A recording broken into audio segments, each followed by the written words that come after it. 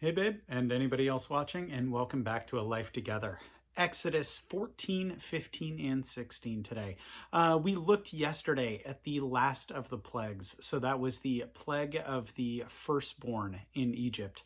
So the death of the firstborn. We looked at the celebration of the Passover event, the consecration of the firstborn, and then God leading the Israelites with a pillar of cloud and a pillar of fire at different times. So today we're going to look at the crossing of the Red Sea, which is pretty much where we left off. The Israelites leaving, but also being pursued. So we're going to look at that today. We'll look at the song of Moses and Miriam. We'll also look at quail and then manna from heaven as well. So 14, 15, and 16. So chapter 14. Get to the right page here. 14.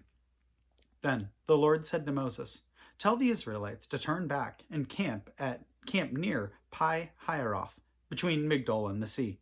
They are to encamp by the sea, directly opposite Baal Zephon.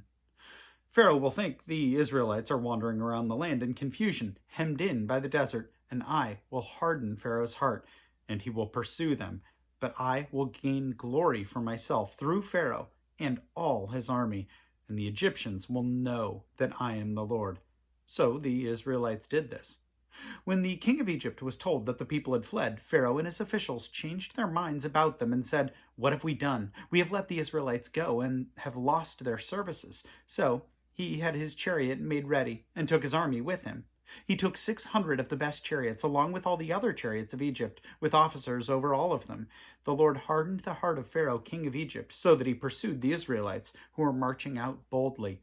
The Egyptians, all Pharaoh's horses and chariots, horsemen and troops, pursued the Israelites and overtook them as they camped by the sea near Pi Hahiroth, opposite Baal Zephon. As Pharaoh approached, the Israelites looked up, and there were the Egyptians, marching out after them. They were terrified and cried out to the Lord. They said to Moses, "Was it because there was no graves in Egypt that you brought us to the desert to die? What have you done to us by bringing us out of Egypt? Didn't we say to you in Egypt, 'Leave us alone, let us serve the Egyptians'? It would be better for us to serve the Egyptians than to die in the desert." Moses answered the people, "Do not be afraid. Stand firm, and you will see the deliverance that the Lord will bring you today. The Egyptians you see today, you will never see again. The Lord will fight for you. You need only be still." Then the Lord said to Moses, "Why are you crying out to me? Tell the Israelites to move on. Raise your staff and stretch out your hand over the sea to divide the water, so that the Israelites can go through the sea on dry ground. I will harden the hearts of the Egyptians so that they will go in after them, and I will gain glory through Pharaoh and all his army, through his chariots and his horsemen. The Egyptians will know that I am the Lord when I gain glory through Pharaoh and his chariots and his horsemen." Then the angel of God, who had been traveling in front of Israel's army, withdrew and went behind them. The pillar of cloud also moved in front and stood behind them, coming between the armies of Egypt and Israel. Throughout the night, the cloud brought darkness to the one side and light to the other, so neither went near the other all night long. Then Moses stretched out his hand over the sea, and all that night the Lord drove the sea back with a strong east wind and turned it into dry land. The waters were divided, and the Israelites went through the sea on dry ground, with a wall of water on their right and on their left. The Egyptians pursued them, and all Pharaoh's horses and chariots and horsemen followed them into the sea. During the last watch of the night, the Lord looked down from the pillar of fire and cloud at the Egyptian army and threw it into confusion. He made the wheels of their chariots come off so that they had difficulty driving, and the Egyptians said, "Let's get away from the Israelites. The Lord is fighting for them against Egypt." Then the Lord said to Moses, "Stretch out your hand over the sea, so that the waters may flow back over the Egyptians and their chariots and horsemen."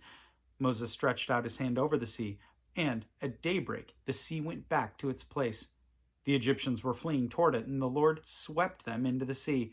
The water flowed back and covered the chariots and horsemen, the entire army of Pharaoh that had followed the Israelites into the sea. Not one of them survived. But the Israelites went through the sea on dry ground, with a wall of water on their right and on their left. That day the Lord saved Israel from the hand of the Egyptians, and Israel saw the Egyptians lying dead on the shore. And when the Israelites saw the great power that the Lord had displayed against the Egyptians, the people feared the Lord and put their trust in him and in Moses, his servant. Chapter 15. Then Moses and the Israelites sang this song to the Lord. I will sing to the Lord, for he is highly exalted. The horse and its rider he has hurled into the sea. The Lord is my strength and my song. He has become my salvation. He is my God, and I will praise him. My father's God, and I will exalt him. The Lord is a warrior. The Lord is his name. Pharaoh's chariots and his army he has hurled into the sea. The best of Pharaoh's officers are drowned in the Red Sea. The deep waters have covered them. They sank to the depths like a stone. Your right hand, O Lord, was majestic in power. Your right hand, O Lord, shattered the enemy. In the greatness of your majesty, you threw down those who opposed you. You unleashed your burning anger. It consumed them like a stubble. By the blast of your nostrils, the water piled up. Like surging waters stood firm like a wall. The deep waters congealed in the heart of the sea. The enemy boasted, I will pursue, I will overtake them. I will divide the spoils, I will gorge myself on them. I will draw my sword, and my hand will destroy them. But you blew with your breath, and the sea covered them. They sank like lead in the mighty waters. Who among the gods is like you, O Lord? Who is like you? Majestic in holiness, awesome in glory, working wonders. You stretched out your hand, and the earth swallowed them. In your unfailing love, you led the people you have redeemed. In your strength, you will guide them to your holy dwelling. The nations will hear and tremble. Anguish will grip the people of Philistia. The chiefs of Edom will be terrified. The leaders of Moab will be seized with trembling. The people of Canaan will melt away. Terror and dread will fall upon them. By the power of your arm, they will be as still as stone until your people pass by, O Lord, until the people you bought pass by. You will bring them in and plant them on the mountain of your inheritance, the place, O Lord, you made for your dwelling. The sanctuary, O Lord, your hands established. The Lord will reign forever and ever. When Pharaoh's horses and chariots and horsemen went into the sea, the Lord brought the waters of the sea back over them. But the Israelites walked through the sea on dry ground. Then Miriam the prophetess, Aaron's sister, took a tambourine in her hand, and all the women followed her with tambourines and dancing.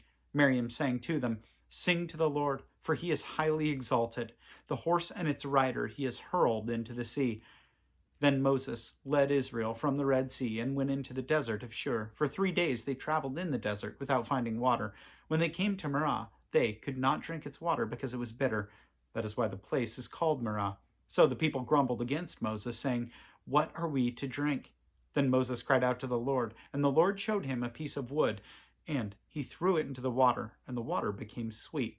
There the Lord made a decree and a law for them, and there he tested them. He said, If you listen carefully to the voice of the Lord your God, and do what is right in his eyes, if you pay attention to his commands and keep all his decrees, I will not bring on you any of the diseases that I brought on the Egyptians, for I am the Lord who heals you.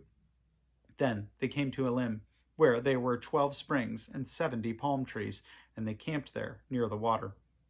Chapter 16. The whole Israelite community set out from Elim and came to the desert of Sin, which is between Elim and Sinai, on the 15th day of the 2nd month after they had come out of Egypt. In the desert, the whole community grumbled against Moses and Aaron. The Israelites said to them, If only we had died by the Lord's hand in Egypt. There we sat around pots of meat and ate all the food we wanted. But you have brought us out into this desert to starve this entire assembly to death. Then the Lord said to Moses, I will rain down bread from heaven for you. The people are going to go out each day and gather enough for that day. In this way I will test them and see whether they will follow my instructions.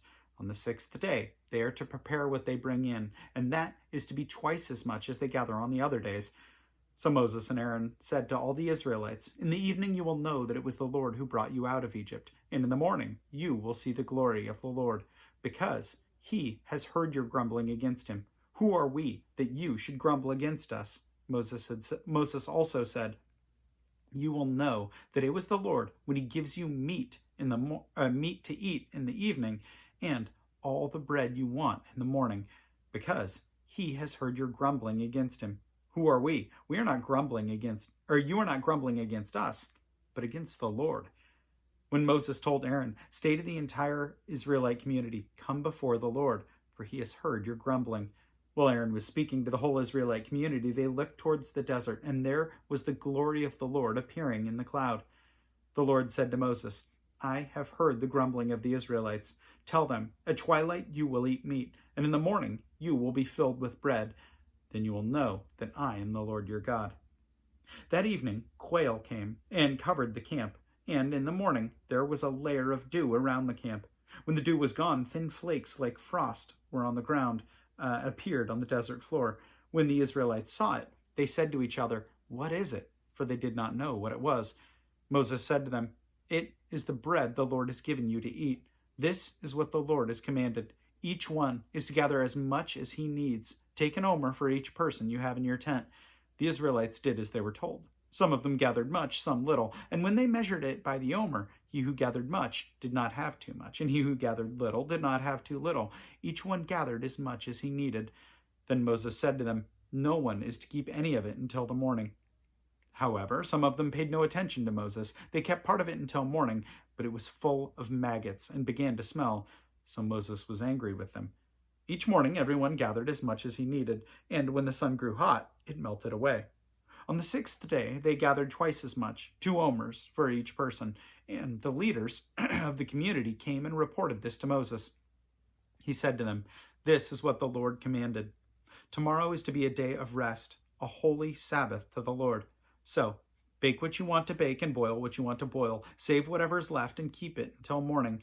So they saved it until morning, as Moses commanded, and it did not stink or get maggots in it. Eat it today, Moses said, because today is a Sabbath to the Lord. You will not find any of it on the ground today. 6 days you are to gather it, but on the 7th day, the Sabbath, there will not be any. Nevertheless, some of the people went out on the 7th day to gather it, but they found none. And the Lord said to Moses, How long will you refuse to keep my commands and my instructions? Bear in mind that the Lord has given you the Sabbath, and that is why on the 6th day he gives you bread for 2 days.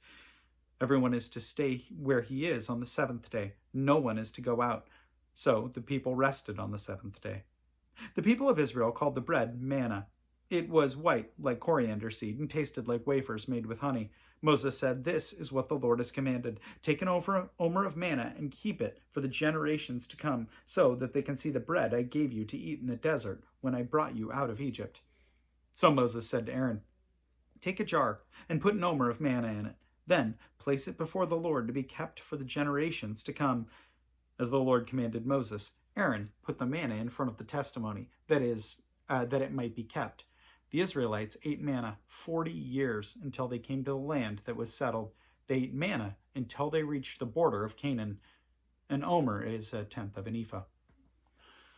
So looking at that, we see God's provision in a couple different ways. And it reminded me, looking at this and just seeing the quail briefly, because I read that wrong when I was going through it originally and thinking, oh, why are the quail coming in already? Well, if you're familiar with the story, wife, I know you are, but if anybody else is not, after a while, eating manna for that many years, they do get sick of it.